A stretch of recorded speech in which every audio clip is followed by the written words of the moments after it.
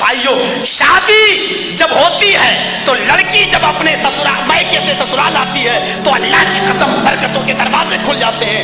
لڑکی جب دلہن بن کر ہمارے گھر میں آتی ہے تو برکت لے کے آتی ہے, لیکن اس برکت کو ہمارے جہیز کی ڈیمانڈ نے چاٹ لیا ہے اور جہیز کی لعنت نے اس برکت کو ختم کر دیا ہے. میرے بھائیوں آج یہ برکت ہمارے گھروں سے اٹھی تو جہیز کی لعنت کی وجہ سے. بہت پہلے میں نے آپ کو بتایا تھا, آج بتا دوں, پٹنہ کی سرزمین ہے, میں نے اپنی آنکھوں سے دیکھا ہے ان 14 لاشوں کو جو جہیز کی وجہ سے ہوئے ہیں. ایک ساتھ 14 لاشیں اٹھی ہیں, ایک مرد ایک عورت, دونوں یہ میاں بیوی اور ان کے 12 بچے. ایک ہی گھر کی 14 افراد پر مشتمل یہ فیملی, 12 لاشیں بچوں کی اور 2 میاں بیوی کی. ایک ساتھ اٹھے جنازے, ایک ساتھ رکھے گئے. ان جنازوں میں بھی شریک تھا. پوری پٹنہ کی سٹی کانپ رہی تھی کیونکہ 14 جنازے پہلی بار کسی نے اٹھائے, پہلی بار وہ قبرستان کے اندر لے گئے, پہلی بار ان کا ایک ساتھ لگا کر ایک مرتبہ جنازے کی نماز پڑھی گئی. پہلی مرتبہ 14 لاشوں کو ایک ایک کر کے قبر میں اتارا گیا. پورا پٹنہ کانپ رہا تھا.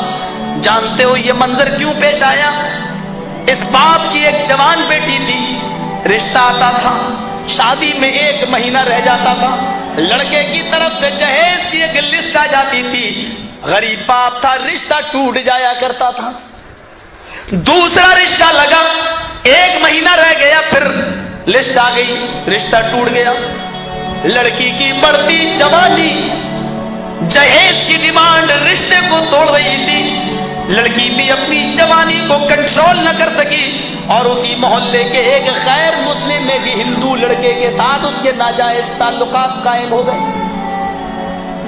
پھر خدا کی مار رہتی پڑی کہ لاکھ آلات منع حمل استعمال کرنے کے باوجود قدرت کا ایک تماچا ایسا پڑا کہ وہ لڑکی کا حمل ٹھہر گیا, کسی طریقے سے رہ گیا. نہ تو لڑکی کو پتا چلا کہ یہ الٹیاں کیوں آ رہی ہیں, نہ گھر والوں کو پتا چلا. اس کی ماں اس کو ہاسپٹل میں لے کر گئی. سرکاری ہاسپٹل اتنے قریب تھے کہ پرائیویٹ ہاسپٹل میں علاج بھی نہیں ہو سکتا تھا. سرکاری ہاسپٹل کے ڈاکٹر نے کچھ رپورٹیں دی کہ یہ رپورٹ لے کر آؤ, بلڈ جانچ, پیشاب کی جانچ, فلاں جانچ. جب یہ ساری جانچیں سامنے آئی تو پیشاب کی جانچ سے یہ ثابت ہو گیا کہ لڑکی حاملہ ہے. کھاکی اس حال میں تو یہ ہونا ہی الٹیاں آنا ہے, لہذا جاؤ, کوئی گھبرانے کی ضرورت نہیں, حمل ہے, ماں بننے والی ہے. لڑکی کی ماں کے پیروں کے نیچے سے زمین سرک گئی. اسپتال میں اور بھی لوگ ہوا کرتے ہیں. دھیرے دھیرے یہ خبر جنگل کی آگ کی طرح پورے محلے میں, پھر پورے پٹنہ میں پھیل گئی. اب جہاں اس لڑکی کا بھائی نکلتا لوگ چڑھاتے, کتنی گرمی ہے اس کی بہن میں, ارے ہندو ہی ملا تھا, ہم لوگ کیا مر گئے تھے. اس طریقے کے تانے مارے جاتے, لڑکی کے باپ کو بھی ستایا جاتا.